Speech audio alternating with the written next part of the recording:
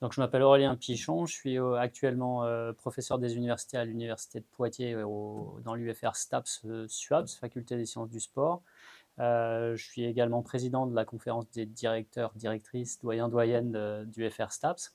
Mon parcours a été un parcours classique de STAPS avec une licence 3 éducation et motricité, anciennement un DEA sport santé société, ensuite une thèse de physiologie de l'exercice et de l'entraînement, après quoi j'ai été recruté au STAPS de Bobigny, qui était un jeune département dans les années 2000, dans lequel j'ai fait à peu près 10 ans d'exercice, de recherche, de formation et d'apprentissage du métier d'enseignant-chercheur. Et depuis 10 ans maintenant, je suis à l'université de Poitiers. Donc la C3D STAPS, c'est l'association des directeurs, directrices en STAPS. Ça regroupe l'ensemble des unités, départements UFR STAPS de France. On est une communauté vraiment extrêmement soudée et fédérée qui consiste à globalement différentes missions d'homogénéisation des formations sur le territoire, d'innovation sur différents champs, que ce soit la formation ou la recherche, pour répondre aux besoins du secteur du sport, de l'animation ou de la santé en termes de besoins de compétences professionnelles. Ça va être aussi un rôle, j'aime pas trop le terme, mais quand même de lobbying et ou au moins de relation avec les différentes institutions, nos institutions de tutelle, France Université, le ministère de l'Enseignement et de la Recherche et ou de l'Innovation. Ça va être avec le ministère des Sports, le ministère de l'Éducation nationale, parce que nous avons aussi beaucoup de relations avec ces partenaires. Ça peut être avec la santé, ça peut être aussi avec les branches professionnelles, les fameux OPCO, parce qu'on va travailler dans le champ de l'animation, dans le champ du sport, dans le champ de la vente et du marketing et du matériel sportif. Donc c'est un champ d'action qui est relativement large et qui permet, on l'espère, à la filière STAPS, dans la formation, dans la recherche, dans l'insertion professionnelle, d'être mieux reconnue et d'être à sa place dans l'écosystème. La formation STAPS en général, ça va être une articulation entre les sciences du sport, et donc c'est-à-dire une accroche pluridisciplinaire scientifique et des activités physiques, artistiques, adaptées, de référence, qu'on va essayer d'éclairer à travers ces différents champs scientifiques. Donc c'est comment on va se servir d'une activité physique, sportive, artistique ou adaptée à la pathologie d'un patient pour transformer sa motricité, transformer sa relation sociale à l'autre, transformer sa physiologie, sa psychologie, son approche sociale pour faire en sorte qu'il vive mieux, en meilleure santé, avec les autres ou qu'il s'épanouisse un petit peu mieux. Donc c'est vraiment cette complexité et cette articulation entre les sciences et la pratique qui sont déterminantes. Alors, on a essayé d'être le plus lisible possible, le plus transparent possible depuis l'avènement de Parcoursup. Pour les futurs étudiants en STAPS et donc pour les lycéens, nous, on classe les candidatures selon 5 registres de compétences. Des compétences académiques, scientifiques et littéraires, parce qu'on a besoin de sciences pluridisciplinaires en STAPS. On a aussi besoin de comprendre, de rédiger, de s'exprimer à l'oral, de se confronter à l'autre oralement ou par écrit. Donc ça, c'est vraiment des compétences importantes auxquelles on ajoute des compétences qui sont plus liées au secteur d'activité dans lequel le futur diplômé va travailler, c'est-à-dire des compétences sportives, scolaires et extrascolaires, qu'on évalue en fonction des notes de PS et puis d'un niveau de pratique extrascolaire, par exemple, dans un sport donné ou dans plusieurs activités physiques et sportives données. Ça va être également l'engagement associatif, citoyen, c'est-à-dire comment un lycéen ou un jeune va s'investir en dehors de l'école, dans une association sportive, auprès des Restos du Cœur, comme référent dans une association, comme pompier volontaire, comme animateur volontaire ou professionnel, parce que la quasi-totalité des métiers, après avoir fait une formation STAPS, sont des métiers où on va donner du temps pour les autres, on va faire du face-à-face pédagogique ou pas, de management, et donc c'est important d'avoir cette expérience-là. Et puis le 5e item, c'est vraiment l'adéquation entre le parcours du lycéen et nos formations. Et les collègues des lycées sont les mieux à même d'évaluer cela. Donc on évalue aussi la fiche à venir, qui est un critère méthodologique en termes d'engagement, de motivation, de capacité à y réussir, qui est important pour nous pour orienter les futurs étudiants dans nos formations STAPS. Alors, on a la chance aujourd'hui d'avoir des diplômes assez diversifiés, diplômes de Bac+2 au niveau DOST, sur différents champs d'insertion professionnelle, de l'accompagnement social, du diplôme de maître nageur qui amènera au titre de maître nageur sauveteur, à du tourisme et de l'activité de pleine nature, par exemple. On va avoir des diplômes de licence professionnelle après un Bac+2, que ce soit un DOST ou un Bac+2 autre, qui vont aussi permettre aux étudiants de rentrer assez vite et assez efficacement sur le marché du travail avec des compétences professionnelles très importantes.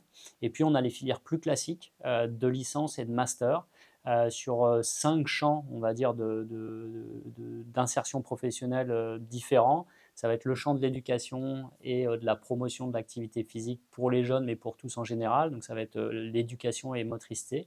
C'est cette mention-là qui va mener au professorat d'EPS ou au professorat des écoles aujourd'hui.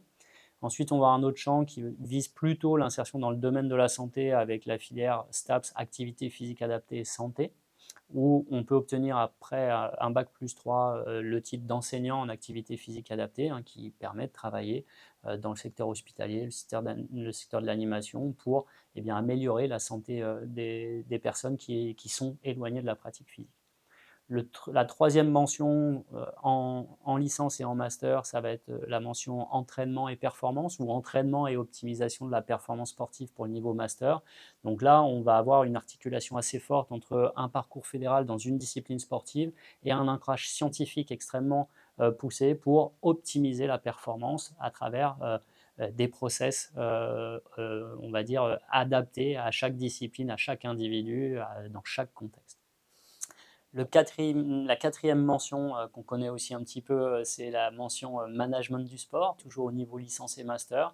Donc là, on va être sur l'organisation d'événementiels sportifs, sur de la gestion d'infrastructures sportives, sur de la structuration de structures sportives, associatives ou privées, même si les associations privées, voilà, ça va être un petit peu dans ce secteur-là. Ça va être aussi du développement, du marketing autour du domaine du sport en général, de l'animation ou de ces secteurs-là. Et puis la cinquième mention qui est un petit peu plus confidentielle, ça va être l'ergonomie du sport, pour faire simple, donc qui se fait aussi au niveau licence, mais surtout au niveau master, qui cherche vraiment à développer les capacités d'articulation entre le pratiquant et le matériel sportif pour améliorer la performance, éviter les blessures, améliorer la durabilité de la pratique dans certains contextes de sursollicitation ou de pratique régulière. Alors débouché, professorat d'EPS, c'est le premier débouché un petit peu ancien, mais qui est toujours valide aujourd'hui, hein. On a beaucoup d'étudiants qui s'engagent dans un parcours de formation pour aller passer les concours de professorat d'EPS ou de professorat des écoles. Ça peut être aller faire une licence activité physique adaptée ou pourquoi pas un master en complément pour être enseignant en activité physique adaptée. Je vais avoir une licence ou un master entraînement et optimisation de la performance sportive pour devenir préparateur physique, pour devenir entraîneur, pour devenir chef de la performance ou responsable de la performance dans un club de haut niveau. Aujourd'hui, je vais pouvoir, quand je suis titulaire d'une licence ou d'un master management du sport, être responsable communication, marketing dans une entreprise. Je vais pouvoir travailler dans, par exemple, le secteur de la grande distribution du matériel sportif. Je vais pouvoir travailler dans une fédération pour jouer sur la structuration aussi de l'écosystème de l'entreprise ou de l'association. Et puis, si j'ai fait un diplôme par exemple de master en ergonomie du sport, je vais pouvoir devenir ergonome du sport et cette fois-ci essayer d'adapter, d'ajuster un matériel à un individu ou à un salarié qui travaille sur une machine par exemple. Alors depuis quelques années, on est sur une stabilisation des effectifs selon ces 5 mentions de licence principales que je vous ai énoncées tout à l'heure: éducation et motricité, activité physique adaptée santé, management du sport, ergonomie et entraînement sportif.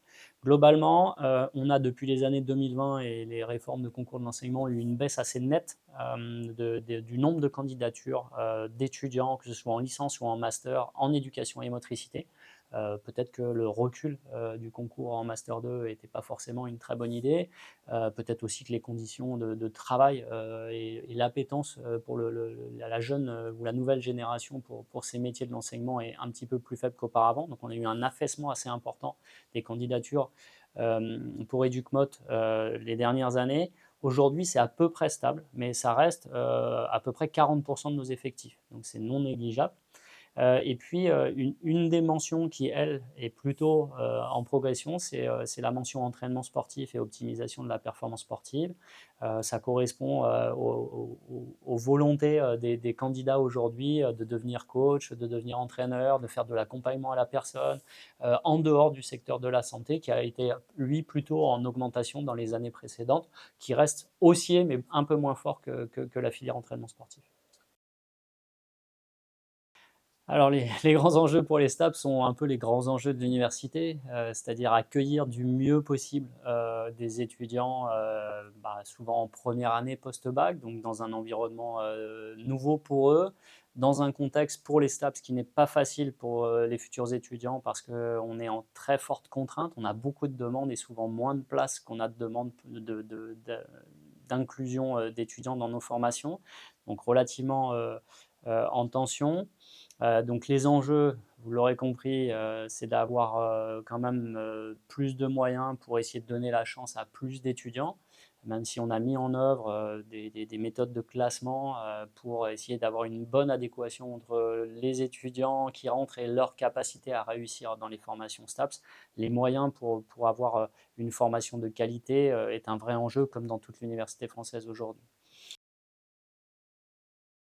Alors, globalement, et malheureusement, l'attractivité de la formation à destination du public féminin est relativement faible aujourd'hui. On a un taux de candidature sur Parcoursup un petit peu au-dessus de 30% et on a à peu près 30% également d'étudiantes qui rentrent dans nos cursus en première année. Alors, je vais quand même positiver, ça reste très peu, mais globalement, elles réussissent mieux chez nous parce qu'elles sont peut-être un peu plus scolaires que les hommes et elles sont un petit peu plus nombreuses en fin de licence et en master et elles ont des choix souvent, ces femmes dans nos formations, qui sont plus relatifs au métier de l'enseignement ou au métier de l'accompagnement. Donc on a plus de femmes dans les filières éducation et motricité, dans la filière activité physique adaptée et santé, et beaucoup moins en management du sport et en entraînement sportif.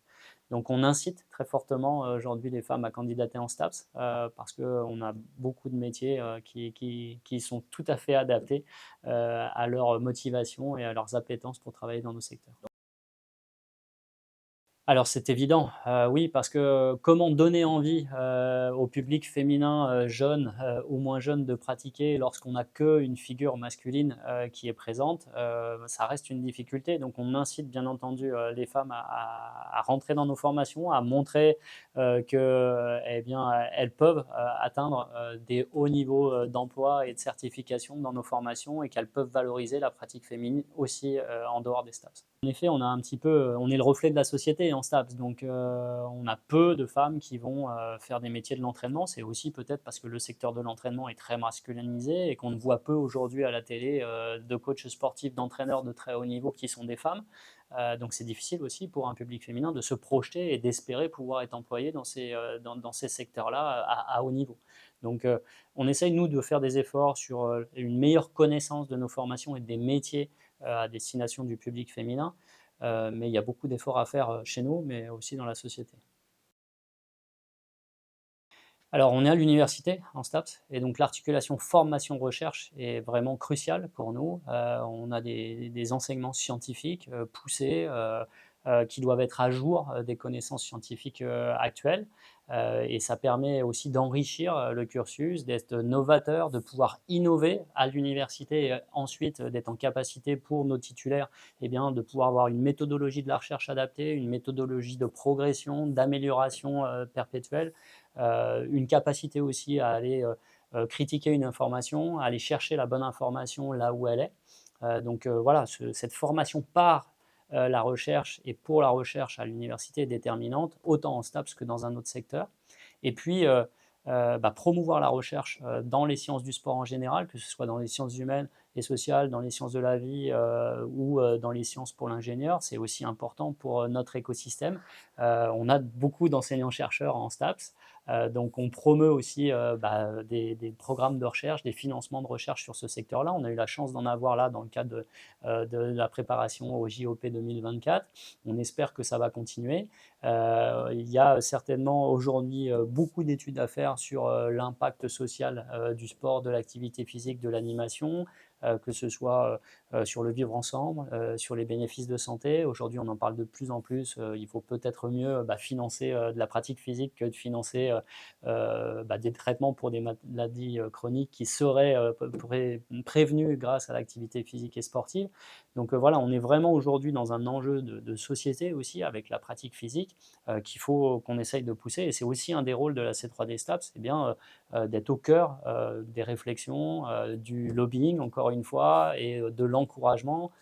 Peut-être aussi rassurer nos instances sur le fait que la communauté STAPS est très motivée, très professionnelle, aujourd'hui très pertinente pour répondre à des enjeux de société autour de la pratique sportive, on va dire globalement, du sédentaire qui reprend jusqu'au sport de haut niveau pour aller gagner des médailles d'or cet été. Moi je suis physiologiste, alors moi ce qui a été mon livre de chevet, et même quand j'étais en stab, c'était soit le Mariette, soit Louis-Marie Costil, tu vois. Donc voilà, les bouquins de physio intégrés, exercices, parce que c'était ma passion.